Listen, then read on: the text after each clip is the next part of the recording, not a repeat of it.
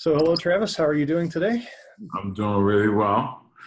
Thank you for agreeing to be the host of Exponential this year. Yeah, it should be a fun thing. I never imagined I'd be a host of Exponential, but I said yes when asked. So I'm really excited. It's going to be great. So we just thought we would talk to you a little bit and help the audience kind of know a little bit more about who you are. So if you don't mind, can you kind of tell us how you came to be involved in the unmanned systems industry? Yeah, it was a bit of a long route, so I'll kind of start at the top of my career. After leaving undergrad, I went to work for Booz Allen Hamilton. I was doing a lot of work in the defense and intelligence spaces on building technology solutions for some of the problems that they were facing. And then I quickly took a role at Google, and my first steps there were on some of the most kind of critical issues for the company, copyright, intellectual property issues, and competition issues. So I was right around the time that Google had the big FTC investigation. And so really, really big things that the company I don't think had ever seen before. And after a lot of that decided to mull a little bit, I went to do policy in DC for Google X. So I was working on everything from our advanced medical devices, our autonomous efforts, our aviation efforts. And when you work at Google X, you get to work directly with the engineers, and we end up hiring a new engineer to lead the program. And I left policy and went directly on the engineering side at Google X to work for him and the team. So my route to the unmanned world is a bit kind of convoluted, but I landed there working on our high altitude efforts, our drone delivery efforts. Also, we had an airborne wind turbine that we were working on. So there were all sorts of things that I had a chance to work on from the policy perspective, which, as you know, is kind of critical to the success of many of these technologies that we're all discussing. They're new, they're emerging, and even the experts are scratching their heads at what to do. So I'm humbled to kind of have stumbled upon a lot of this technology and obviously into this space. How has that kind of shaped your approach? Because you said you're not coming into this from kind of the traditional aviation route. Yeah. How does that inform what you're doing? Yeah, I think today, if you're in the emerging technology space, which is changing, how we live, how we work, how we move dollars and cents, changing also how we wage war. If you're in these new and groundbreaking areas, some of the expertise is helpful, but some of the expertise is not. And there are new issues, there are old issues that are appearing in new ways. And so my experience at Google, my experience at Booz Allen, and a number of the other areas that in places around the world that I've studied, have really helped me look at new problems in old and new ways. And so although I'm not a veteran in the aviation space, growing up, I played a lot of Microsoft Flight Simulator. So it's kind of cool being on the real side of aviation. But it shaped me in very interesting ways. I'm also a musician, and some of the things that you notice in music is some of the most beautiful language, some of the most beautiful music, for example, is a combination of all sorts of different instruments, different skill sets, different knowledge base. And I think that's really the only way this industry is going to be successful. If you're talking about delivering drones to communities, if you're talking about flying aircraft over communities that are sensitive to noise, these things are moving closer to people and things, and the issue set is changing. I call it aviation plus.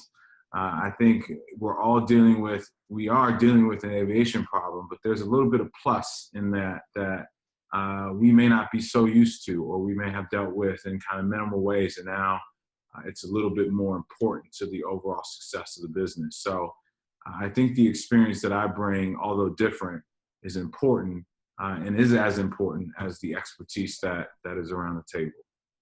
Tell us a little bit more about what you're doing in the unmanned systems realm now. Yes. So I started out at Airbus, leading policy for A Cubed as well as Airbus Aerial.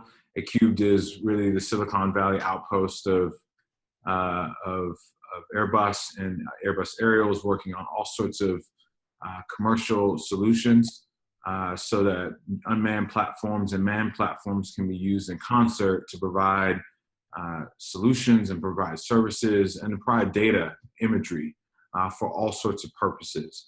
And as you can imagine, there are all sorts of policy issues in relation to those.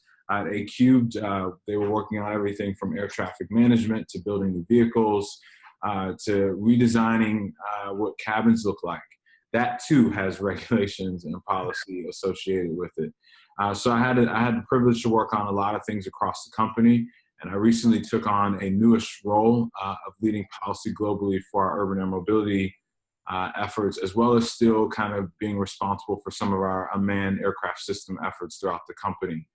So we are looking at what it's going to be to really reimagine aviation in the urban context, broadly defined. Whether we're talking about manned platforms, unmanned platforms, whether we're talking about the enabling technologies like unmanned technology management.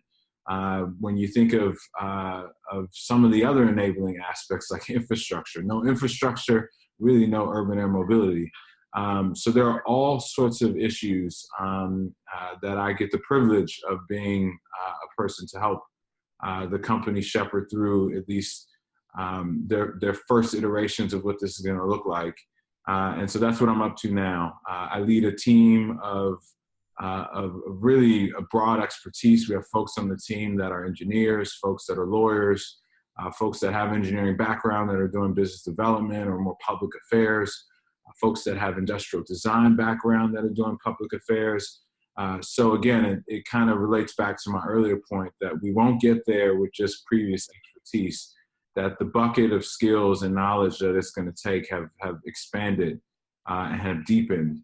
And I think the folks that will win this space will be the people who have that sensitivity across the board. Okay.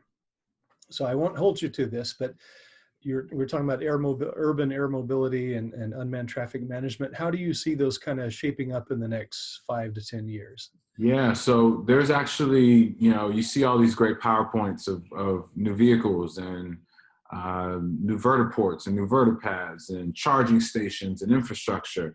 And there's a lot that has to get done between now and 2024. And I think when I think about where things will be, I think you'll see a number of things.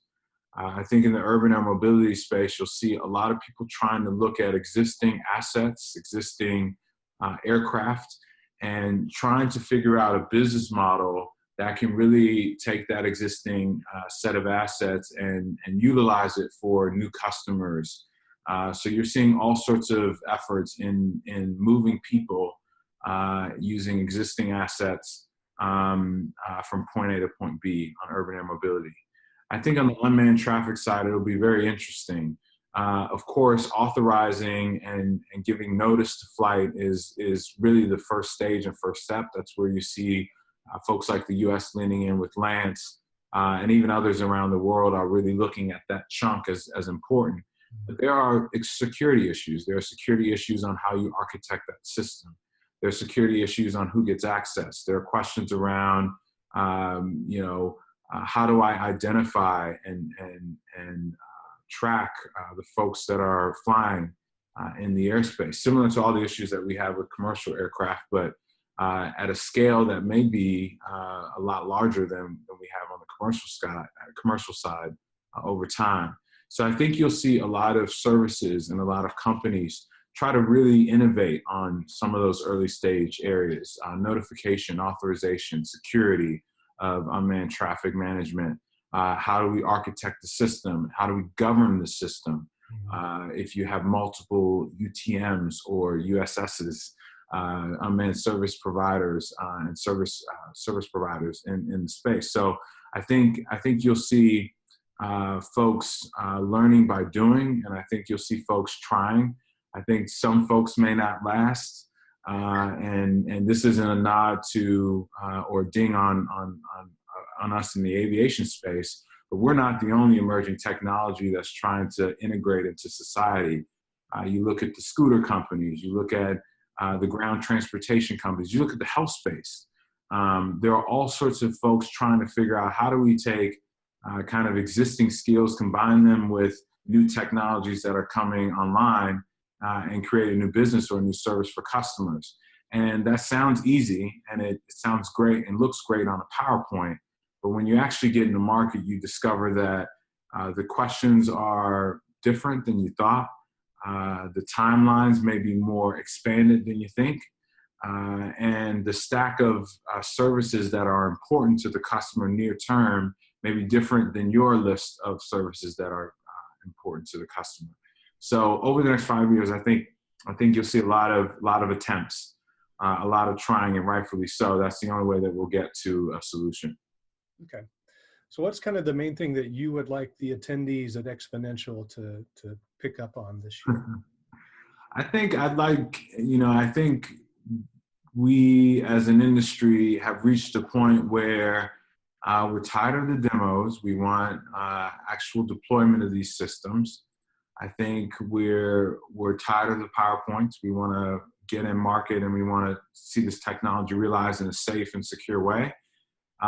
So I would, the thing that I noticed that I think a lot of us haven't caught enough is that it's really going to take all of us. That because of the speed that we're moving, we're forcing issues that really even government itself has not been prepared and organized to handle. And so on the government side, if you disagree with me on the commercial and the private side, on the government side, they're aware that it's going to take all of us, that it's going to take interagency, even intra-agency, in some cases, to get us to a solution. So I would hope that people spend time meeting folks that they normally don't meet. I would hope they spend time talking to competitors and folks that are in the similar space. Because if we're all asking something different from the regulators, that's confusing. That's more time. If we're all spinning our wheels, that's more time. That's not a solution. And so it's really going to take all of us to get there. And so that's what I hope people take away from this. So on a personal note for you, what's one thing that you're hoping to learn at the show? What's one thing that I'm hoping to learn from the show? I really like meeting people. I like being wrong, actually.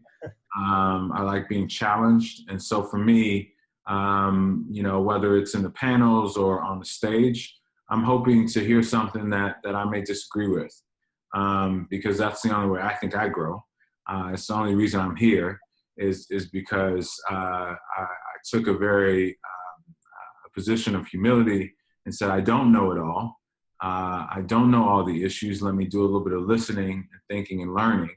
And then you start to find yourself in positions where people entrust you with the ability to shape and help them navigate complex spaces. So I hope I'm challenged in this next conference. Yeah, hope so too. Well, we really look forward to seeing you up on the stage there in Chicago, and you'll do a great job as always. And really thank you for taking the time to talk with us today. No, thank you very much. It's good to talk with you. We've known each other for a while, so it's really good to talk to you, at least in this capacity. And we'll see you in person soon. Thank you. Thank you. All right.